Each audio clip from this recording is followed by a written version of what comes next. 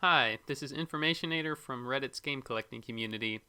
This is my March 2014 3-minute challenge entry, and I'm making this commentary because, sometimes you don't really know what you're seeing when you watch a speedrun or a high score challenge, and the videos that I saw that are out there don't really explain everything that's going on in them. So I thought it might be fun to kind of walk you through what you're seeing, because when I made this challenge I had no idea how complicated it was going to be to get a high score. So let me go ahead and start the video.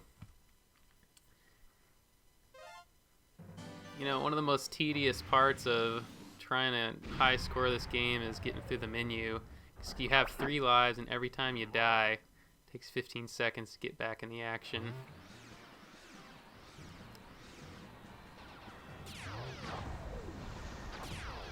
So I'm not going to pause the video over and over, but I'm going to pause it here for just a moment to explain something which you're going to need to know to really appreciate what's happening in the video. So the way the scoring works in Star Fox is if you shoot an enemy directly, you get 1 point for that kill. So you see those 2 enemies I just killed, that's 2 points if I shoot them directly. If you kill an enemy with splash damage, you get 1 point for killing them, and then an additional point for killing them with splash damage. So you end up getting a hit plus 1 for that enemy. But the issue is, if those 2 enemies there, if I lock on to one, blow him up, and then kill his friend there with splash damage, I would only get 3 points, because when you direct hit an enemy, you don't get the hit plus 1. So the way to get maximum points is to kill as many enemies as possible with splash damage only, because when you direct hit an enemy, you lose that additional point from killing them with splash damage, that hit plus 1. So if you see that hit plus 2 on the screen there, that's what you're seeing. Is I got 1 point each for killing them, and then 2 additional points for killing them with splash damage, giving me 4 total points for the 2 enemies that I killed. So throughout this video, you're going to see me shooting close to the enemies but not killing them. And what I'm shooting are called CUS, or Charged Unlocked Shots. So if you lock onto an enemy, obviously it's going to be a direct hit and not get you that hit plus 1. So these are unlocked shots, and there's 2 ways to do charge unlocked shots. The first way, which I didn't find out about until after I made this video, is that if you hold the Z button and the R button, or if you're playing on a handheld system with the new Star Fox, L and R, you can do these charge unlock shots. It won't lock onto the enemy. I didn't know this when I made this video, so the way I'm doing charge unlock shots is by charging up just long enough to have a charge shot, but not long enough so that it will lock onto an enemy. It's really precise timing, and it was initially it was really, really tough. When you practice it, it gets more and more natural, but there's a really narrow window there to shoot a charge unlock shot. And you'll see at least a couple times in this video I accidentally lock onto enemies and end up losing some hit points from that. But very, very difficult to time it, to aim it appropriately. You kind of have to lead your charge up so that you can shoot the charge up unlock shots at the appropriate time. And then, there's a lot of other variables that I'll explain as we go. But I'm going to go ahead and unpause it now that you kind of understand how the hit points work and how charge unlock shots work, and show you and walk you through the rest of the video. So here we go. So there's a cluster of enemies coming up here where there's 5 of them, and you can slow down twice and shoot a charge unlock shot, and just the edge of your splash damage will give you a hit plus 5. But I only slow down once here, shoot an off angle shot to kill 4 of them, and then finish off the last one. And then saving Slippy here, I take him down within an inch of his life just to remind him that maybe he should listen to his commanding officers, because if you hate Slippy, you don't want to kill him. You want him to live in fear that at any point you could kill him. So that's what I did there. Just killing as many enemies as I can with splash damage. There's a lot of enemies in this area. You don't want to start missing shots and getting behind. Notice me going under that arch. It's not to be fancy. These enemies I'm killing right now only appear if you go through that arch. And likewise, this little area here on the right, those three only appear if you go through there. These guys pushing over the columns give you a hit +5. You really don't want to miss them.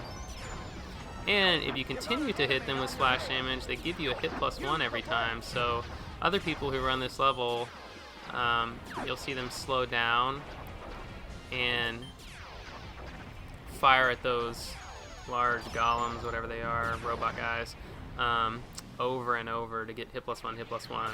But it being the 3-minute challenge, I don't have a lot of extra time to mess with. A couple of areas here you got to fly through to get extra enemies. Didn't know about them till after I ran the level really well, so I had to go back and rerun it so I didn't miss the extra, 8, 10 plus points. Yeah, every chance I get, I'm boosting because there's a lot of enemies at the end of this level, and if you take your sweet time, you are gonna not get as many points as you want before the 3-minute cutoff. And I realized that early on when I kind of ran it, timed it, figured out where it was ending, and realized, oh gosh, I gotta gun it.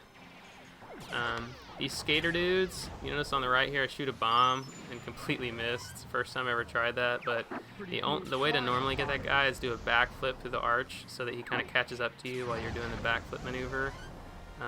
But again, don't have time for that.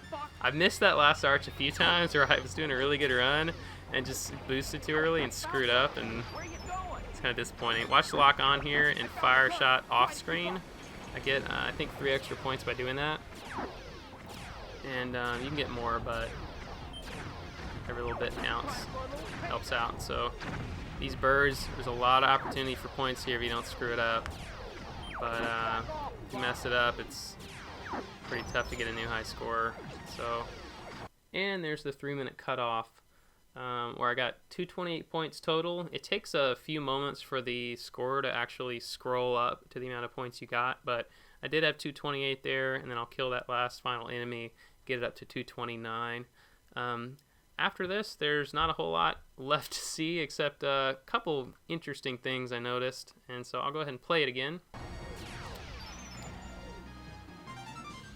I'm doing some spins before the boss and firing some charge unlock shots down to the water. There's a slow spin that happens in just a moment, right there. I don't know what caused it, but it's very odd. I've never seen it before. So you might want to go back and watch that and see if you can reproduce it. This guy dies pretty fast with the fully upgraded lasers. Spamming the A button to kill him as fast as possible.